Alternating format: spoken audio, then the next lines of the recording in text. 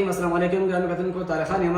پروس کال چې کوم نه په کال 2025 په ورځ باندې موږ تاسو 3 پوینټس ډیسکس کړیو. او چې کوم زموږ سره کال 2025 پای درسیدل، یعنی زموږ سره کال 2025 ختم شوی دی، او چې کوم زموږ سره کال 2026 کې شروع کیږي.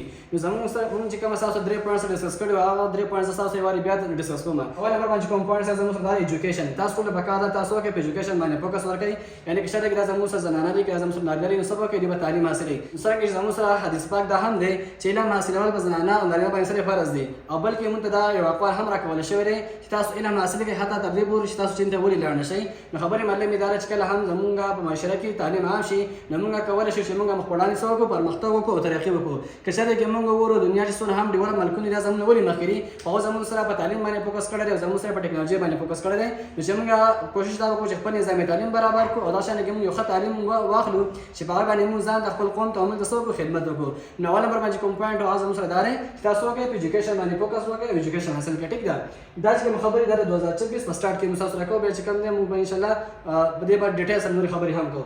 سیکنډ چې کوم پوینټ نه زموږ سره بیزنس زموږ سره داسې اصول دي چې چې موږ بیزنس ولرو، تعلیم ولرو، نو موږ کولی شو چې په دنیا کې موږ خپل یو نوم او نام جوړولی شو. لکه څنګه تاسو پای کې څونه چې زموږ سره ویسټرن کنټریز دا زموږ ولې مخکې دي او هم په تعلیم باندې فوکس کړی دی، مطلب دا اوس یو ښه قسم ټکنالوژي ورسره ده. بل چې کله هم ټکنالوژي جوړې، یعنی مثال کې چې هم د تعلیم حاصلې ستا لپاره پیسو ضرورت راځي، نو چې کله مثال کې ستا کاروبار وي، تاله پیسې راځي، ته کولی شي چې ښه تعلیم حاصل کړي، ښه ټکنالوژي ولرې او په هغې باندې څه عمل او ځان سره وکړې، ترقي ورکړي. نو کوشش دا وکړو چې موږ حلال کاروبار وکړو، حلالې پیسې وکړو. یعنی مطلب موږ دا ونه کړو چې مثال کې موږ رشوت واخلو، یا چې کوم موږ سود واخلو، یا چې کوم موږ دا شان کې جواري وکړو، دا شان کې موږ نور څه وکړو. یعنی موږ تاسو په کار دا چې موږ په حلال طریقه باندې کاروبار وکړو، ښې حلالې پیسې وکړو. ټیک ده، نو په دویم نمبر باندې تاسو فوکس وکړئ په پیسو باندې، یعنی تاسو کولی شئ چې ښې پیسې وګټئ. اکثره تاسو خلک نه اورېدل یاره پیسې چې کوم د هیڅ ضرورت نه لري. ګوره که چېرې تاسو پیسې ولرئ، تاسو کوم د دنیا خپل د روزمره زندګۍ چې کوم خپل ټول کارونه مخ په وړاندې بوتلی شئ.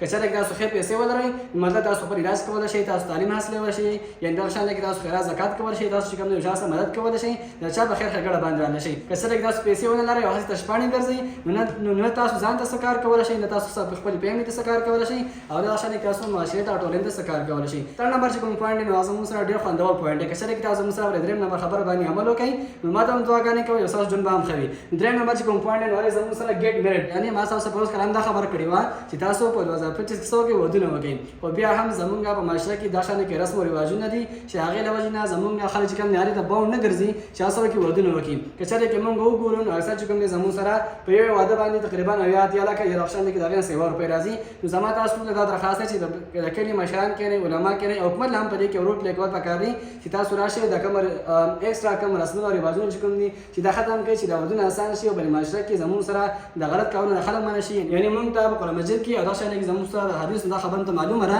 چې کله هم تاسو وس او توفیق لرئ، کله چې هم تاسو وس لرئ، تاسو کولی شئ چې زموږ سره خپل بالغ بچو ته، خپل بالغ لوریانو ته څه وکړئ، ودونه وکړئ. نو چې کله هم تاسو زموږ سره د لور په رشته باندې ورکوئ، نو تاسو د خپل لور نه چې کوم دی تپوس کوئ چې مطلب زه تا په پلانکي ځای کې ورکوم، دا کس دی، دا کار کوي، دا تعلیم کوي، دا شان دی کې د هغه نور لین دین چې کوم دی دا دی که ستا په دې کې مرضي وي، ستا مونږ مطلب د هغه اکسپټنس چې کوم دی دا مونږ قبول کړو. خو که چېرې کې ستا مرضي زموږ سره په دې کې نه وي شامل، نو ته کولی شې چې خپل اجازه واخلې او د دغې د هغه چې کوم دی رښتینې انکار وکړي. نو کوشش دا وکړو چې که چېرې کې مونږ خپل زوی له واده کوو، که چېرې کې مونږ خپل کشر ورور له واده کوو، یا دا شان دی کې چېرې کې مونږ خپل لوریانې خپلې خویندې ورکوو، نو چې د هغې په رضا باندې مونږ دا کار وکړو. که چېرې کې مونږ خپلې خویندې او خپل لوریانې په رشته باندې ورکوو، او که چېرې کې د هغو رضا شامل نه وي، دا چې کوم دی د هغو سره زیاتی دی، او دا چې یو زیاتی دی چې دا د یو ورځې او د یوې میاشتې زیاتی نه دی، بلکې دا د هغې د ټول عمر، د هغې د ټول زندګۍ سره د هغې سره یو قسم زیاتی دی. نو کوشش دا وکړو چې په کال 2026 کې مونږ نکاحونه عام کړو. اول نمبر خبر دا ده چې تاسو ایجوکیشن حاصل کړئ. دویم نمبر چې کوم خبره نو هغه دا ده چې تاسو په بیزنس باندې فوکس وکړئ. او دریم نمبر چې کوم خبر دا ده چې تاسو ودونه وکړئ. نو دا ولې چې زمونږ د 2026 په اول ورځ باندې امید کوم چې تاسو په دې درې خبرو باندې عمل وکړئ، او ان شاء الله ملاقات به کېږي په یو نوي ویډیو کې د یو نوي موضوع سره. د خدای په امان.